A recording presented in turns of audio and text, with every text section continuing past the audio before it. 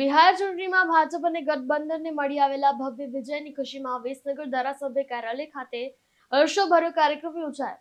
કાર્યકરોએ ફટાકડા ફોડી અને એકબીજાને મીઠાઈ ખવડાવીને આ ઐતિહાસિક વિજયની ઉજવણી કરી હતી.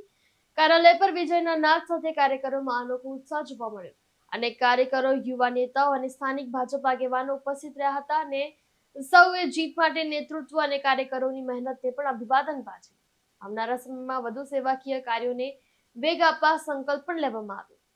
આતશબાજી માનનીય વડાપ્રધાન શ્રીનું સપનું 2047 વિકસિત ભારત અને વિકાસશીલ ભારતના સપનાને સાકાર કરવા માટે બિહારના જનાદેશે ખૂબ જોશથી સરકાર બનાવવા માટે જે સહયોગ આપ્યો છે, સમર્થન આપ્યું છે, એના માટે આતશબાજી અને હર્ષો ઉલ્લાસથી ઉજવણી કરવામાં આવી છે. બિહારની અંદર જે બહુમતીથી વિજય પ્રાપ્ત થઈ છે તેના માટે કેવી આશા રાખો છો? હવે બિહારનો વિકાસ કેવો થશે?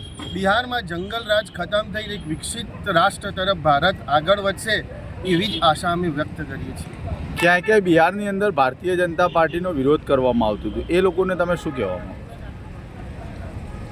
વિકાસની એક પરિભાષા એટલે ભાજપ, જેમાં વિરોધ જેટલી જગ્યા પણ કરવામાં આવ્યો છે, પણ એ વિરોધની અંદર, એ વંટોળની અંદર, એ વિકાસની અંદર ખોવાઈ ગયો.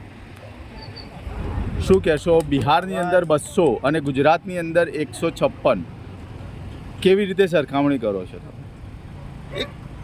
એક નવા ભારતના નિર્માણની સાથે સંકલ્પના કરીએ છીએ. પ્રકાશ સોની સાથે વસીમ મંસૂરી, ચક્રવાત ન્યૂઝ, વિસનગર.